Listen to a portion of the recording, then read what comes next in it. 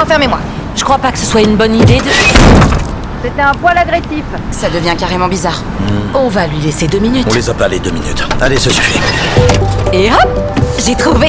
On a bricolé un petit loquet. J'avais raison. On lui a bien tripoté de derrière.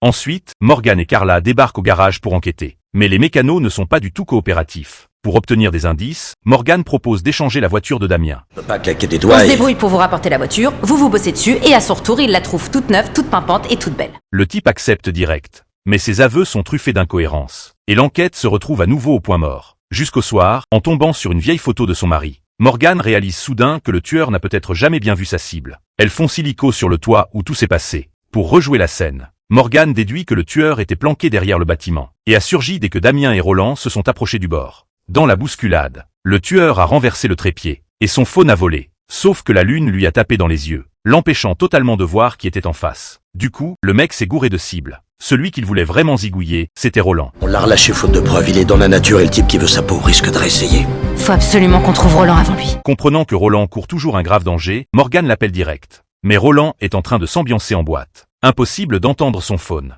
Grâce au fond sonore, Morgan repère tout de suite le spot. Malheureusement, ils arrivent trop tard. Roland y est déjà passé. Heureusement, quelqu'un a capté toute la scène en vidéo. Les images montrent que Roland connaissait clairement le tueur. Mais comme le mec avait le visage masqué, impossible de l'identifier. C'est là que Morgan capte qu'un suspect d'un autre braquage porte aussi un sweat à capuche. En checkant les caméras de surveillance, elle découvre que l'arme utilisée est exactement la même que celle du meurtre de Roland. En creusant cette piste, Morgan repère vite un truc louche. Les premiers braquages impliquaient des bagnoles de fuite. Mais pas les 2 derniers. Elle en déduit que le tueur n'était pas sans caisse. C'est juste qu'il avait perdu son chauffeur. Et ce chauffeur, c'était très probablement Roland. Il bossait au garage. Il avait donc toutes les cartes en main pour assurer la fuite des braqueurs. Encore plus fou, le moment où les braqueurs passent à l'action à pied tombe pile au moment où Roland décide de lâcher l'affaire. Morgan finit par reconstituer le puzzle. Roland voulait tout plaquer, mais les braqueurs flippaient qu'il balance tout. Alors ils ont décidé de le supprimer. Après un premier échec, le tueur a dû s'y coller en personne. Cette fois-ci, il avait même embarqué son flingue. Excellent travail, Morgan, vraiment. C'est formidable. Mais est-ce que vous l'avez identifié?